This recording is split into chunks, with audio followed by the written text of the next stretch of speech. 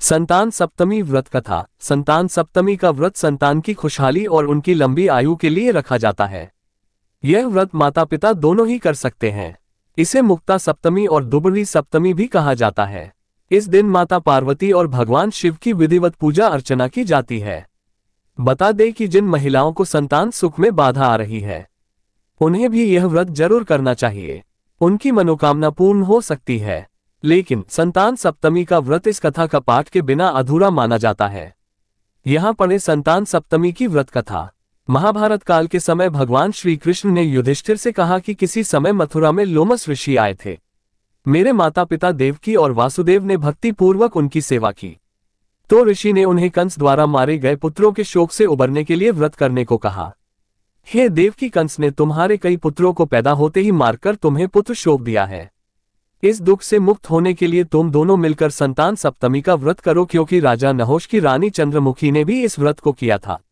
तब इस व्रत के प्रभाव से उसके पुत्र नहीं मरे। यह व्रत तुम्हें भी पुत्र शोक से मुक्ति दिलाएगा। तब देवकी ने पूछा, हे प्रभु, मुझे व्रत का पूरा विधि विधान बताने की कृपा कीजिए ताकि मैं भी इस व्रत को विधि पूर्वक कर सकूं। लोमस ऋषि ने उन्हें व्रत का पूजन विधान बताकर व्रत कथा भी सुनाई। कथा के अनुसार नहुष अयोध्यापुरी का एक बहुत ही प्रतापी राजा था। उसकी पत्नी का नाम चंद्रमुखी था। उसके राज्य में ही विष्णुदत्त नाम का एक ब्राह्मण रहा करता था और उसकी पत्नी का नाम था रूपवती। रानी चंद्रमुखी और रूपवती में बहुत प्रेम था और वे दोनों सखियां थीं। एक दिन वे दोनों सखियां सरयू नदी में स्नान करने गई। वहां उन्होंने देखा कि बहुत सारी स्त्रियां भी स्नान कर रही थीं। उन स्त्रियों ने वहां पार्वती जी और शिव जी की प्रतिमा बनाकर विधि पूर्वक उनका पूजन किया। तब रानी चंद्रमुखी और रूपवती ने उन स्त्रियों से पूजन करना और इसकी विधि पूछी। उनमें से एक ने कहा, हमने शिव जी और पार्वती जी की पूजा की है।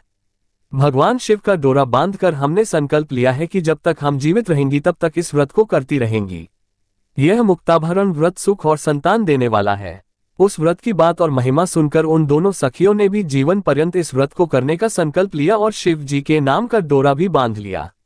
किंतु घर पहुंचने पर वे संकल्प को भूल गई, जिसकी वजह से मृत्यु के पश्चात रानी बंदरी और ब्राह्मणी मुर्गी की योनि में पैदा हुई।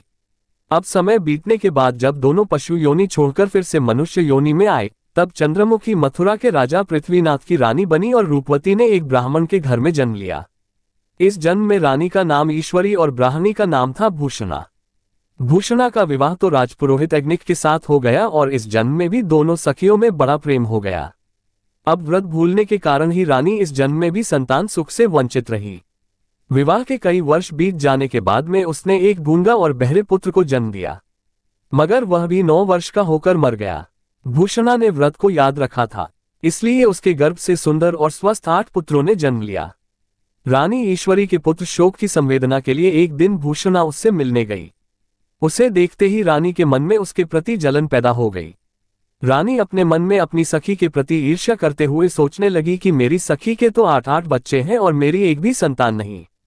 अब रानी ने अपनी सखी को विदा करके उसके पुत्रों को अपने घर भोजन के लिए आमंत्रित कर दिया और जब सखी के 8 पुत्र उसके घर में आए तो उसने भोजन में विष मिला दिया। क्योंकि भूषणा संतान सप्तमी का व्रत करती थी और इस व्रत के प्रभाव से उसके पुत्रों का बाल भी बांका नहीं हुआ। इससे रानी और भी अधिक जलने लगी।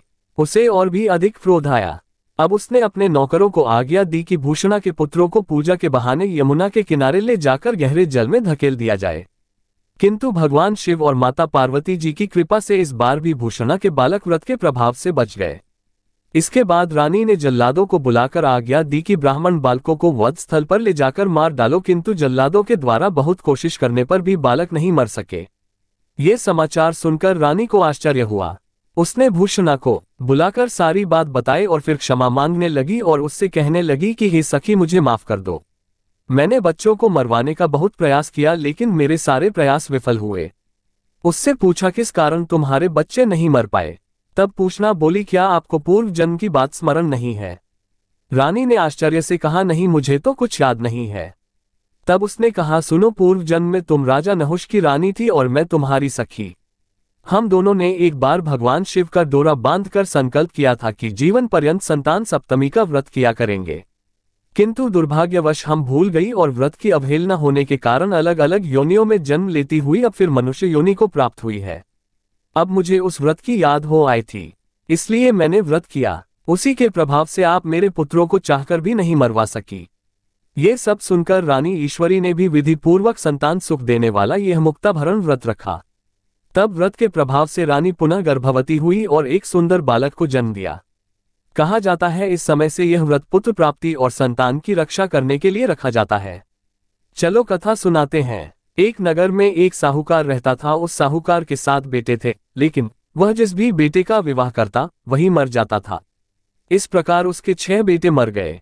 अंत में उसके 7वें बेटे का भी विवाह तय हो गया। उसने सभी रिश्तेदारों को आमंत्रित किया। विवाह में शामिल होने के लिए लड़के की बुआ भी आ रही थी। रास्ते में उसे एक बुढ़िया मिली। बुआ ने बुढ़िया के चरण स्पर्श किए तो उसने पूछा कि बेटी कहाँ जा रही हो। बुआ ने उसे सब कुछ बता दिया। सब कुछ जानने पर बुढ़िया ने कहा कि लड़का तो मर जाएगा। वह जैसे ही बारात के लिए घर से निकलेगा, घर का दरवाजा गिर जाएगा। यदि उससे बचेगा तो भी जिस पेड़ के नीचे बारात रुकेगी वह पेड़ गिर जाएगा। वहां से बचने पर जब वह ससुराल में प्रवेश करेगा तो वहां का भी दरवाजा गिर जाएगा। उससे भी यदि बच गया तो 7वीं भामवर पढ़ते समय नाग आकर डस लेगा। बुआ बोली, हे माता, मेरा यह एक ही भतीजा बचा है। जब आपने इतने अनिष्टों की बात बताई है तो कृपा करके रक्षा का उपाय भी बताएं। बुढ़िया जो स्वयं दुबड़ी माता थी बोली, बेटी उपाय तो है पर है बहुत कठिन। बुआ ने कहा, माता कितना भी कठिन उपाय हो भतीजे की रक्षा के लिए मैं करूंगी। बुढ़िया बोली, बेटी जब लड़का विवाह करने जाने लगे तो उसे दरवाजे से न निकालकर दीवार फोड़कर निकलवाना। उसके बाद रास्ते में किसी पेड़ के नीचे बारात को रुकने न देना। इसी प्रकार ससुराल में भी लड़के को दीवार तोड़कर ही घर में प्रवेश करने तथा भामवरों के समय में कटोरे में दूध भरकर रख देना। जब नाग आकर दूध पीने लगे तो उसको तांत के फांस में फंसा लेना। जब नागिन आकर अपने नाग को मांगे तो तुम उससे अपने 6 भतीजों को मांग लेना। इस तरह तुम्हारा ये भतीजा तो जीवित बच ही जाएगा, पहले मरे हुए भतीजे भी जीवित हो जाएंगे, परंतु इस बात को किसी से बताना नहीं, अन्यथा सुनने और कहने वाले दोनों मर जाएंगे और भतीजे की भी मृत्यु हो जाएगी। बुढ़िया बनी दुबड़ी माता ने जैसे कहा था मायके आकर बुआ ने वैसे ही किया। सभी घटनाएं दुबड़ी माता ने जैसे बताई थी वैसे ही घटी, लेकिन रक्षा का उपाय बता देने के कारण भतीजे की रक्षा हो गई और पहले मर चुके 6 भतीजे भी जीवित हो गए। दुबड़ी माता की कृपा से सब कुछ आनंदमय हो गया। बारात लौटने पर बुआ ने सप्तमी को दुबड़ी माता की पूजा करवाई। हे दुबड़ी मैया, जैसे तुमने बुआ को 7 भतीजे दिए वैसे ही सभी को संतान सुख देना। चलो इसी में दूसरी कथा सुनाते हैं। बहुत समय पहले की बात है। एक नगर में धर्मनिष्ठ, दानी और सत्यपरायण राजा रहते थे। उनकी प्रजा सुखी थी, राज्य समृद्ध था, परंतु राजा की एक बड़ी चिंता थी, उनके संतान नहीं थी। रानी भी बड़े व्रत उपवास करती, तपस्या करती, देवी देवताओं की पूजा करती, परंतु उन्हें मातृत्व सुख प्राप्त न हुआ। राजा और रानी संतान की कामना से जंगलों में साधु संतों के पास जाते और आशीर्वाद लेते। एक दिन वे एक महान ऋषि के आश्रम पहुंचे। ऋषि ने ध्यान कर उन्हें बताया, राजन, तुम्हारी संतान होगी, परंतु उसका जीवन संकटों से घिरा रहेगा। यदि उसकी दीर्घायु चाहते हो तो तुम्हें भाद्रपद मास के शुक्ल पक्ष की सप्तमी तिथि को संतान सप्तमी व्रत करना होगा। इस व्रत से संतान को लंबी आयु, आरोग्य और सुख मिलेगा। ऋषि के वचनों के अनुसार राजा रानी ने श्रद्धापूर्वक व्रत किया। समय आने पर रानी के गर्भ से एक सुंदर पुत्र उत्पन्न हुआ। राजमहल में हर्ष छा गया, परंतु कुछ समय बाद ही बालक की तबीयत बिगड़ गई। वैद्य, यज्ञ, पूजा सब किए गए, लेकिन कोई लाभ नहीं हुआ। रानी को ऋषि के वचन स्मरण हो आए। उन्होंने पुनः संतान सप्तमी का व्रत किया, माता की आराधना की और सात्विक भोजन भोग लगाकर कथा सुनी। माता के आशीर्वाद से राजकुमार का स्वास्थ्य सुधर गया और वह दीर्घायु हुआ। तभी से यह व्रत संतान की रक्षा और सुख के लिए किया जाने लगा। चलो इसी में तीसरी कथा सुनाते हैं। आपने विशेष रूप से देवरानी जेठानी वाली संतान सप्तमी की कथा मांगी है। ये कथा ग्रामीण अंचलों में बहुत श्रद्धा से कहीं सुनी जाती है। प्राचीन समय में एक गांव में 2 भाई रहते थे। दोनों के घर में बहुत सुख समृद्धि थी।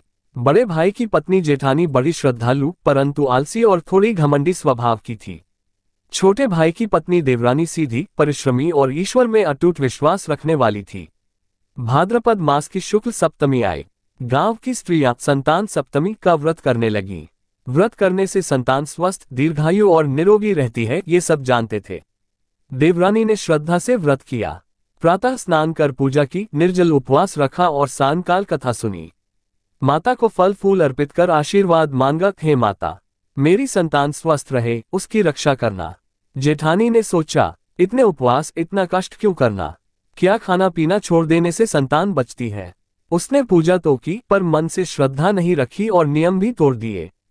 दोपहर को ही स्वादिष्ट भोजन कर लिया। परिणाम, समय बीता, जेठानी के बच्चे बीमार पड़ते, कभी किसी दुर्घटना में चोट खा जाते तो कभी गंभीर रोग से ग्रस्त हो जाते। कितने ही वैद्य बुलाए गए, पर कोई लाभ न हुआ। वहीं देवरानी के बच्चे स्वस्थ, हंसमुख और चंचल थे।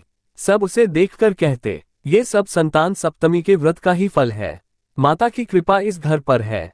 शिक्षा। एक दिन जेठानी को अपनी भूल का एहसास हुआ। उसने देवरानी से पूछा, बहन, तुम्हारी संतान इतनी सुखी और निरोग क्यों है? देवरानी ने उत्तर दिया, ये सब संतान सप्तमी माता की कृपा है। यदि तू भी श्रद्धा और नियम से व्रत करेगी तो माता अवश्य तेरी संतान की रक्षा करेगी। इसके बाद जेठानी ने मन से व्रत किया और माता से क्षमा मांगी। धीरे धीरे उसकी संतान भी स्वस्थ हो गई और घर में सुख शांति छा गई। यदि आज की जानकारी अगर पसंद आए हो तो वीडियो को लाइक करके हमारे हिंदी स्टोरी चैनल को जरूर सब्सक्राइब कीजिएगा। जय श्री कृष्णा।